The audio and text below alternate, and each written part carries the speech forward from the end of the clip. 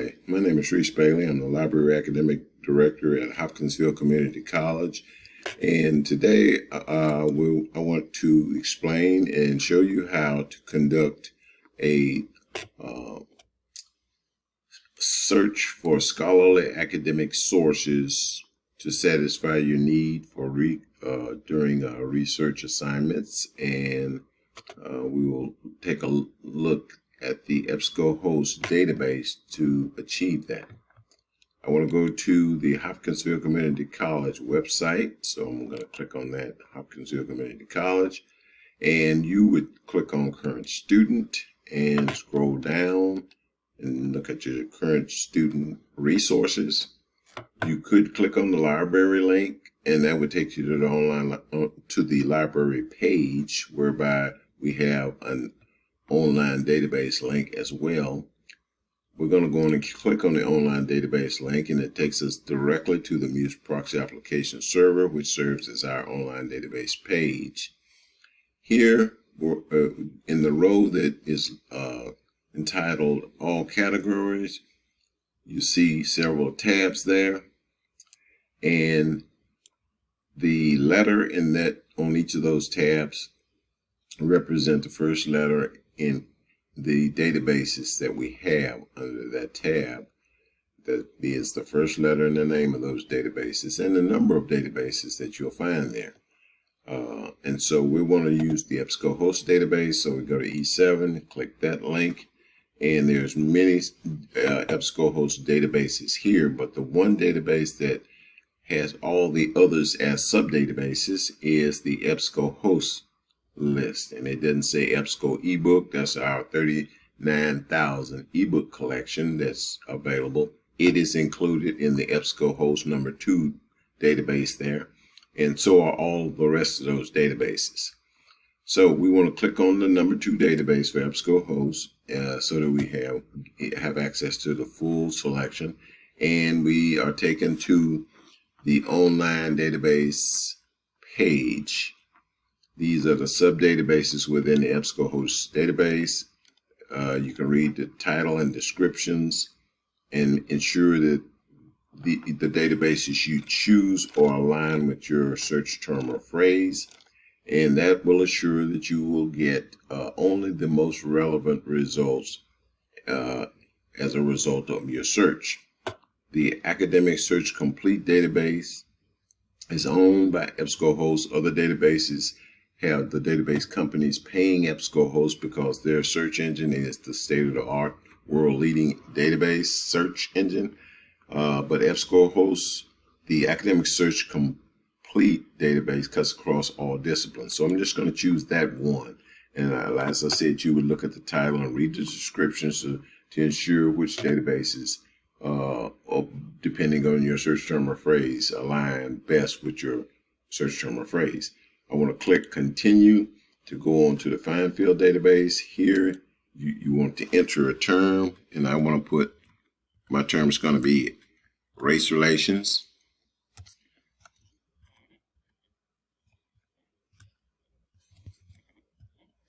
That's a topic sort of hot in the headlines these days. And we see that there's a drop-down menu that tries to assist with refining the search, because race relation is a big topic. It's a broad topic, and the broader your topic, either you're gonna have to make it more concise and refine your topic, or you're gonna have a very big research paper. And in a community college like ours, usually your assignment requires you to write only about 7 to 10 pages as a research paper. So you want to narrow your topic and keep it aligned with your search term or phrase. I'm going to retain this broad topic and go on and click Search. So now we will move on to the results page. Here, starting from left to right, you'll see that there's many ways and many tools to help you refine your results.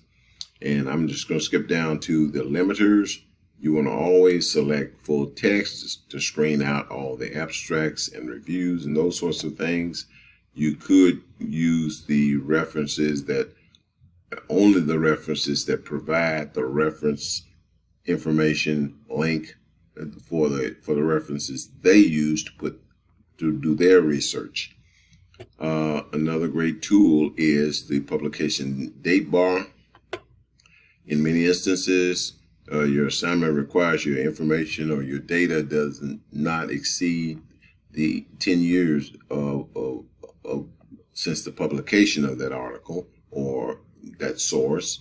So you can use the publication slide bar to screen out everything outside of that range or the range that you have in your specific instruction for your assignment.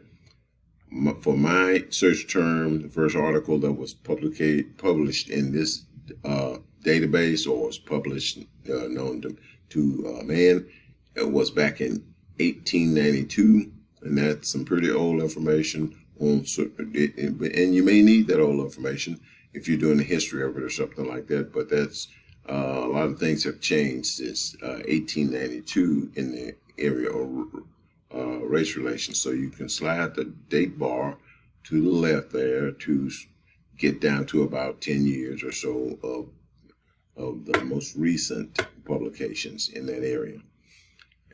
And the search engine would automatically recalculate, and your results will be fewer.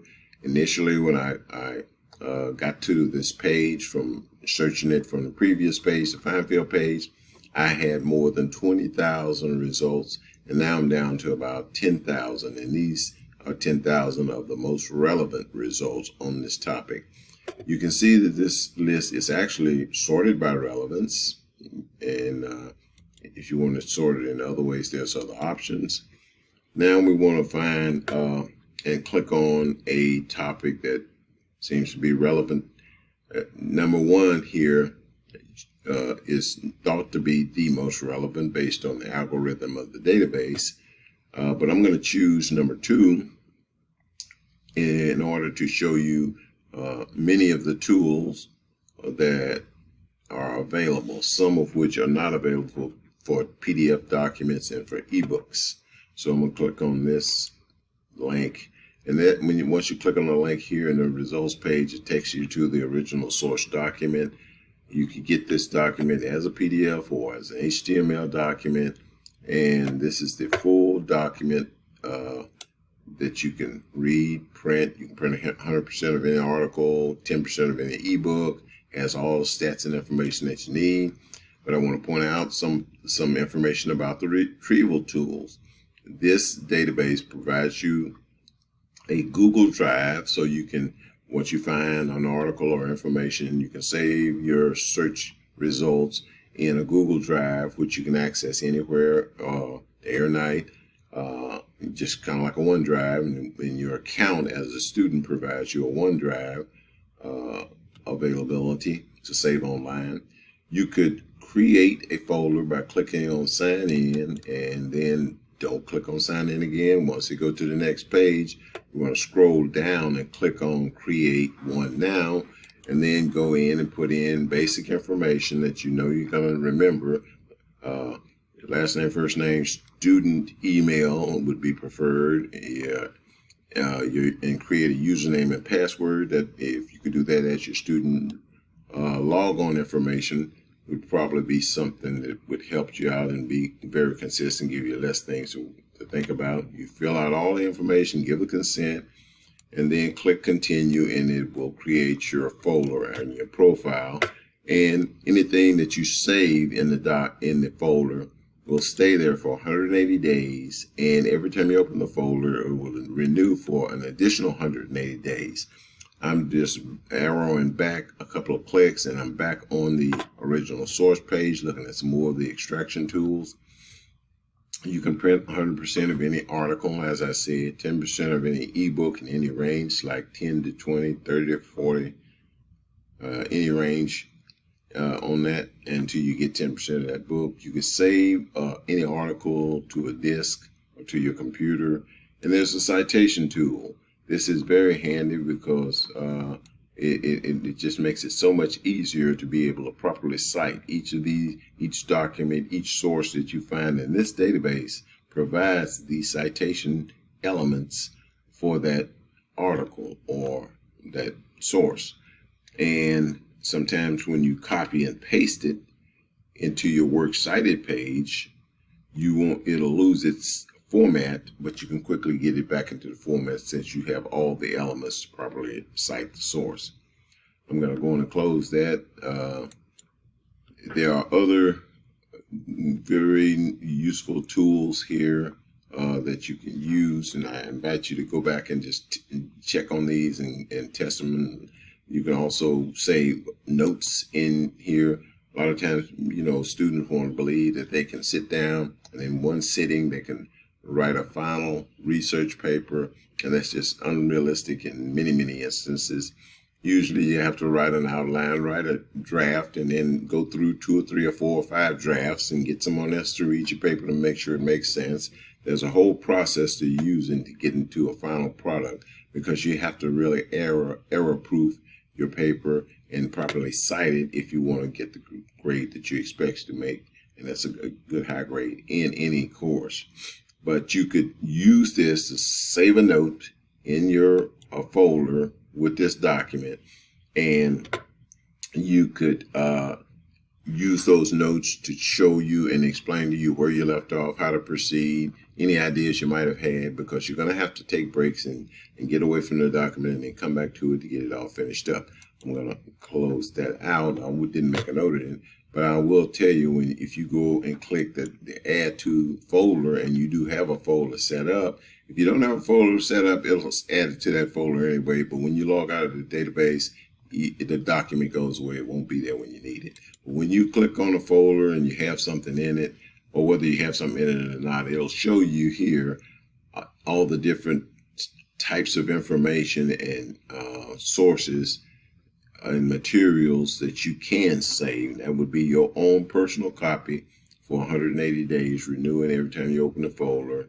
And it doesn't impede any other student or anybody else from using those same documents. It's just a copy that's created for you to use.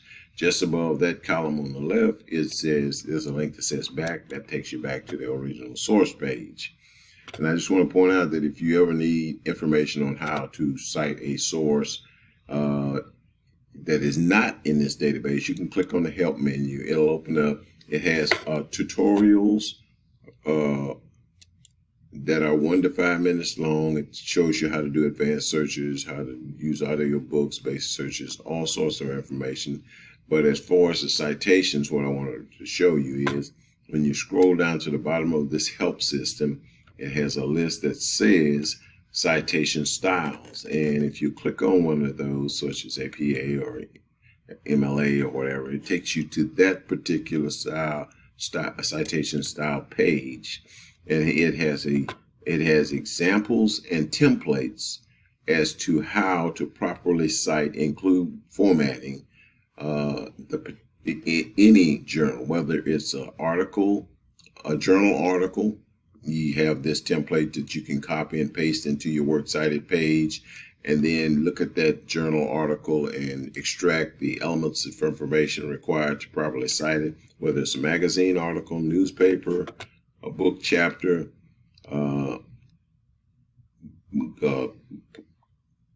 podcast, websites. A lot of people like, to use websites. And if they're scholarly and academic, they'll have the information readily available to properly cite those sites. And even if it's a hoax site, if you properly cite it, at least you won't be taking responsibility for hoax information as your own, because when you don't cite your sources, you're saying that you're responsible for it, and it could be lead to plagiarism charges.